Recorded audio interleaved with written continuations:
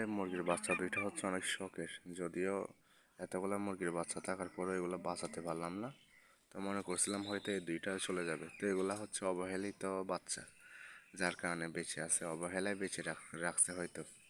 না নইলে এত যত্ন করার পর যেগুলো মারা গেছে সেগুলো মারাই গেছে, আর এগুলো অবহেলিত হওয়ার পরে বেঁচে আছে। যত্ন নিলে এমনিতেও কোনো কিছু থাকে না, আমার ক্ষেত্রে আর কি, সবার ক্ষেত্রে না। চীনা হাঁস দুটোটা হচ্ছে থেকে চলে আসছে উঠে, মানে খিদা লাগছে মনে হয়, যদিও একবার খাবার দিছি পাতিলের মধ্যে, এগুলা আলাদা করে মাখছিলাম আবার মুরগির বাচ্চার জন্য। তো এগুলো আইসা আবার এখানে খেয়ে ফেলতেছে মুরগির বাচ্চাগুলোকে তারাই। এই দুইটা হচ্ছে নিছিলাম যে, মানে বলছিল যে সাদাটা মেল হবে, তো যদিও জানতাম যে দুইটাই ফিমেল। তো আল্লাহর রহমতে এখন আমার কাছে ডিম বাচ্চা করতেছে ভালোই, দুইটা কালার কম্বিনেশন ভালোই, একটা কালো একটা সাদা।